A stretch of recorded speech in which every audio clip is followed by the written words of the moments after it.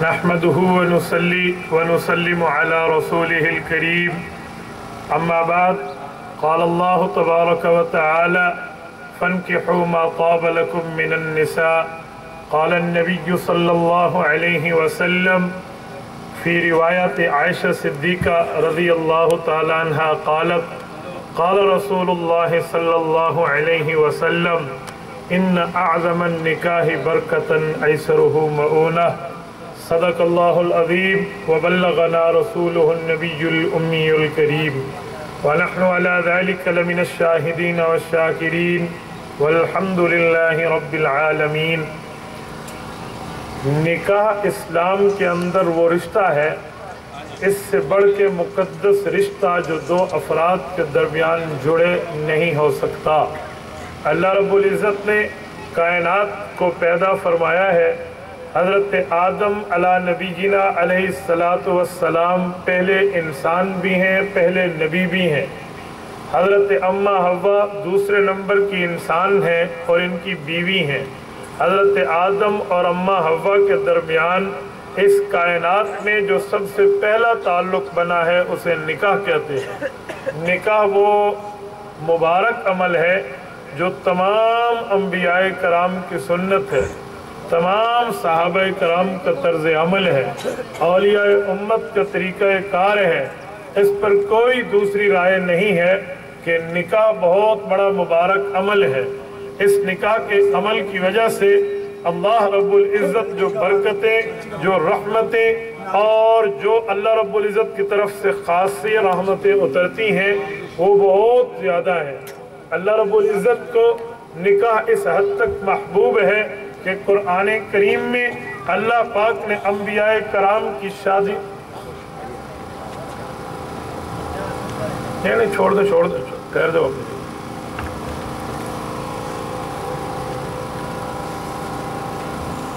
یہ میرا آل دنیا لائیو چل رہا ہوتا ہے جس کی وجہ سے میں رک گیا۔ آج آپ دیکھ رہے ہیں، کل اس کو 283 ممالک نے دیکھا ہے۔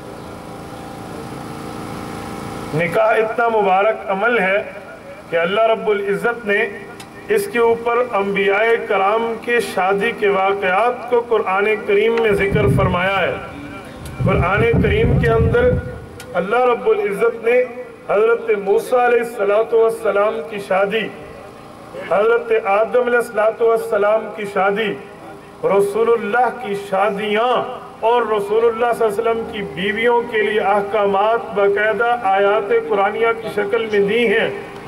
حضرت موسیٰ علیہ السلام کی شادی سورۃ قصص کے اندر اللہ رب العزت نے پوری تفصیل سے ذکر فرمائی ہے۔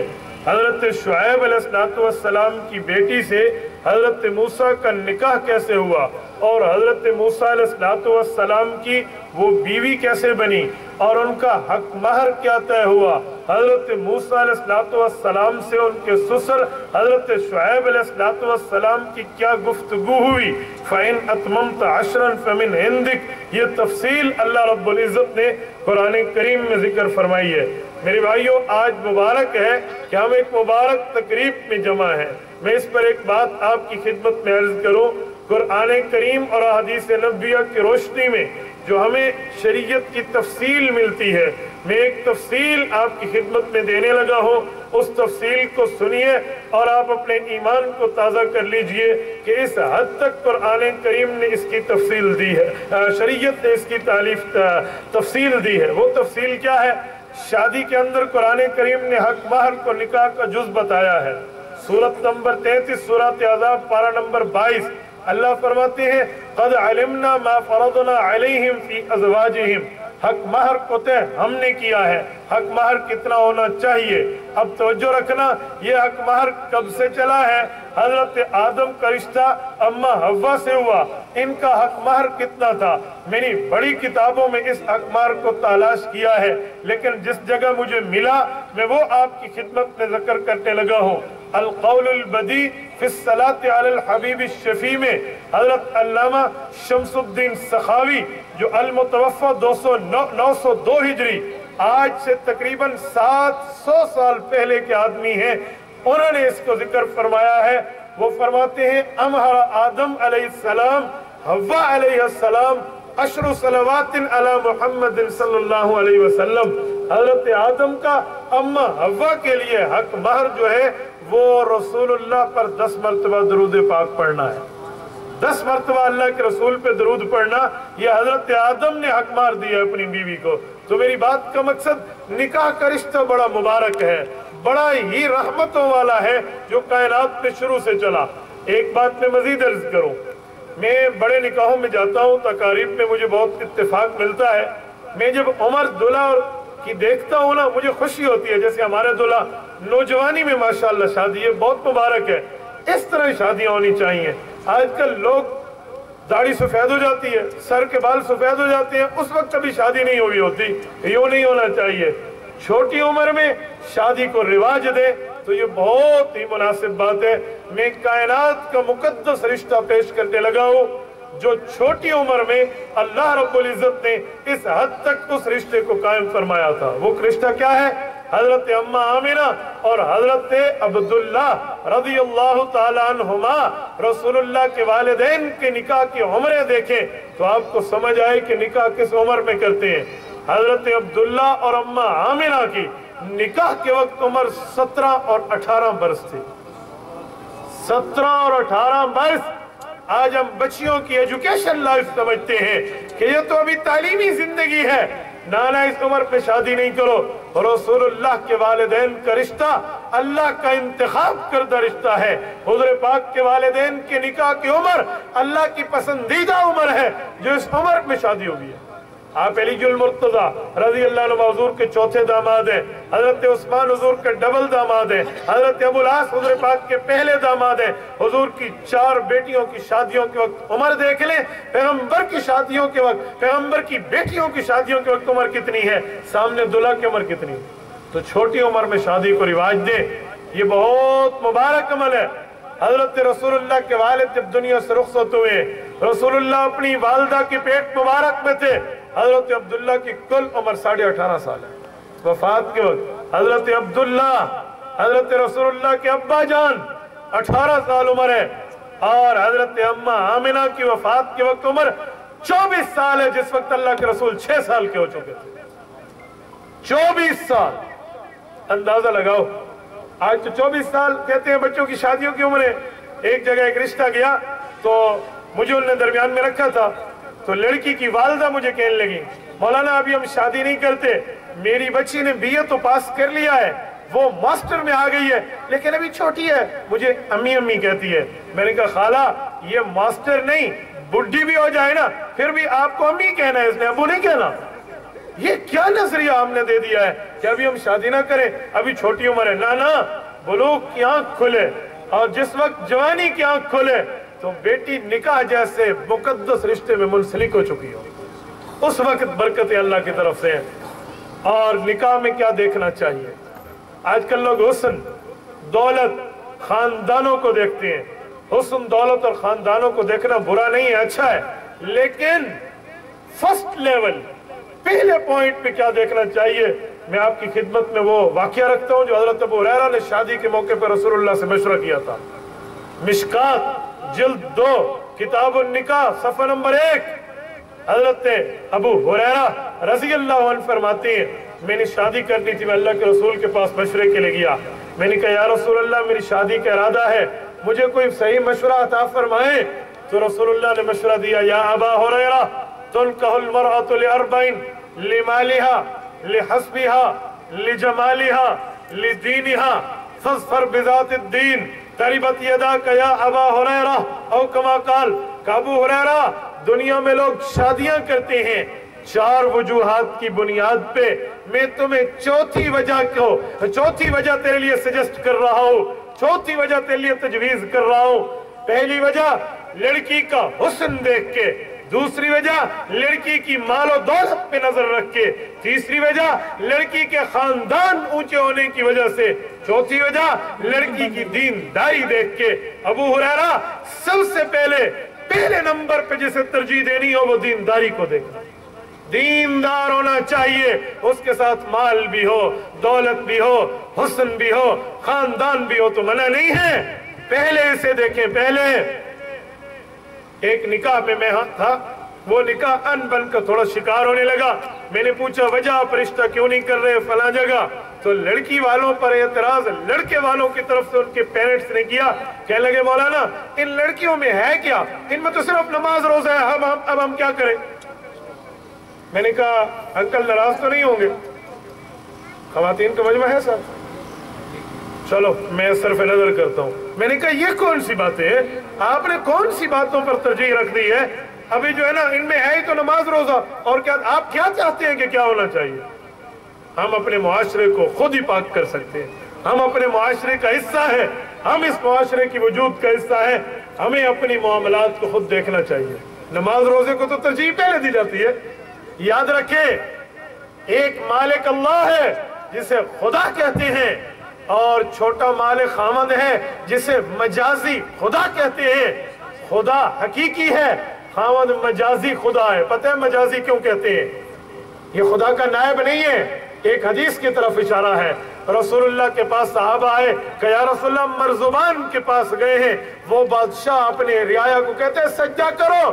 या रसूलुल्लाह हमने उनका सज्जा नहीं किया, सज्जे के लायक तो आप हैं, आप हुस्न पे कमाल, आप कमाल पे कमाल, आप अच्छाई पे कमाल, आप अखलाक की कमाल हैं, आप पर नबुव्वत खत्म है, हमें आपका सज्जा करना चाहिए, आप इजाजत दें। अल्लाह के रसूल ने तारीखी जुमला इरशाद फरमाया, फरमाए लोगों अगर अल्लाह के अलावा किसी का सज्जा जायज होता ला अमरतुन निसाअ अन यस्जुदन लिअज़वाजिहिन्ना, मैं खवातीन बीवियों को कम करता वो अपने खामद का सज्जा करे, लेकिन अल्लाह के अलावा सजदे का हुक्म नहीं है तो बीवी खामद का सज्जा नहीं करेगी। इस वजह से खामद को मजाजी खुदा कहा गया।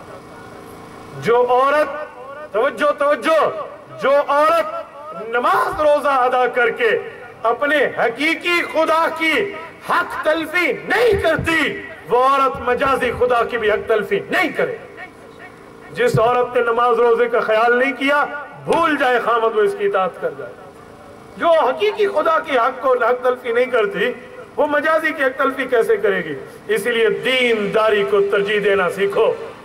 और एक बात मैं मजीद अर्ज करूं, शादी ब्याह ये कितना मुकद्दस मामला है। लोग ढोल और बाजों से शादी करते हैं। मैंने तय किया हुआ है, मैं किसी निकाह में नहीं जाता अगर ढोल बाजा हुआ तो। मैंने भाई अमीर हमजा से पहले पूछा कि उस्ताद जी नहीं होगा, मैं फिर आया। मेरी भांजी और भांजों का निकाह क्यों ना हो, मैं छोड़ देता हूँ। खानदान टूटते टूट जाए, कल का टूटता आज टूट जाए, मैं मोहम्मद करीम की शरीयत को नहीं तोड़ूंगा। ये मामला अपना अपना है, ये मामला।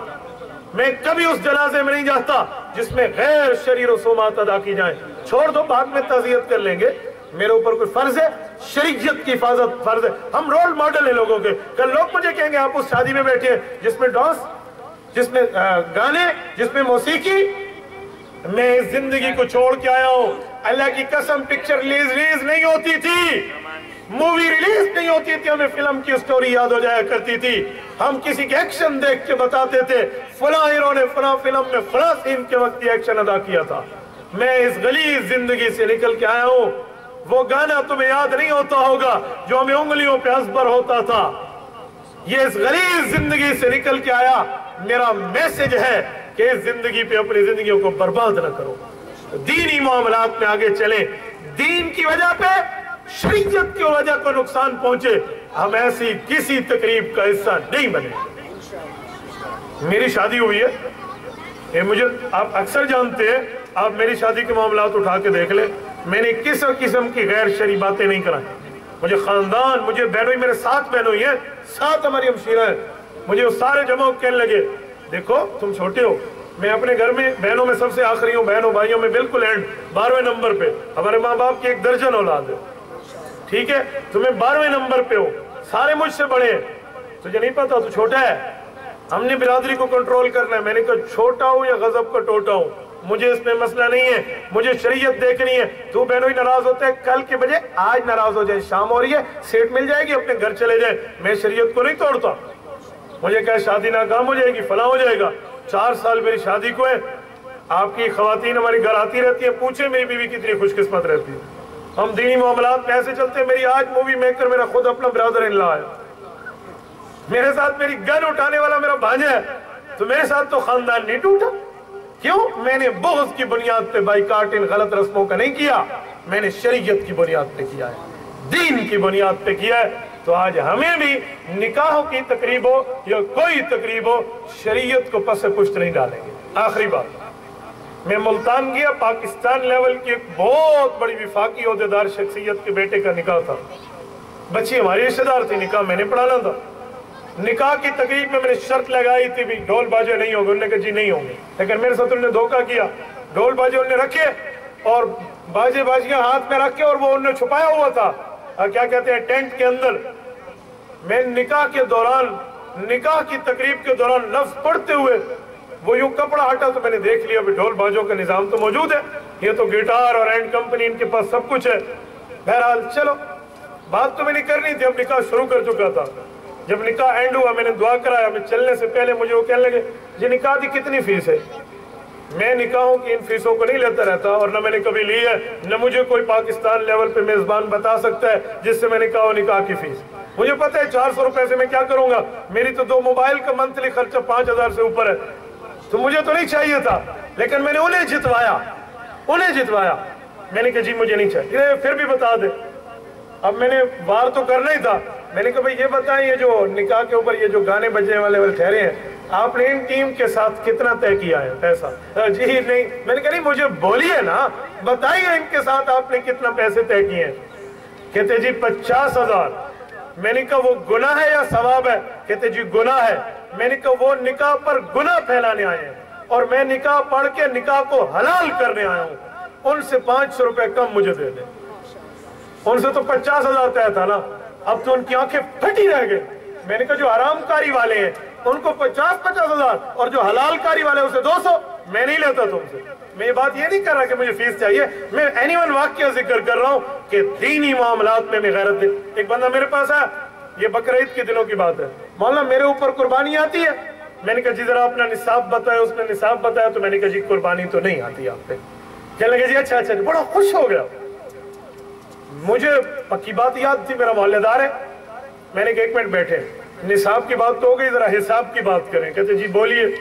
मैंने कहा आपकी शादी हुई थी, 3 दिन आपने गाने बजवाए थे, मौसीकी का प्रोग्राम करवाया था अपनी बेटे की शादी पे? कहते जी हाँ। मैंने कहा आप पे मौसीकी आती थी? उसके पैसे आप भर सकते थे? वो अफोर्ड आपसे हो सकता था? और अल्लाह ने पूरे साल में 4000 के हिस्से का एक बकरे का हिस्सा मांगा, उसके लिए मुझे निसाब पूछने आ गए हो? चुप हो गए। मौलाना आप तो, मैंने कहा बात का क्या मकसद? आपने हजारों रुपए मौसीकी पे लगा दिए, जिसके लिए अल्लाह के रसूल फरमाते हैं अल-गिनाउ युंबितुन निफाक फिल क़ल्बि कमा युंबितुल माउ ज़र। लोगों पानी दोगे तो खेती उभरेगी, गाना सुनाओगे तो दिल में मुनाफकत उभरेगी।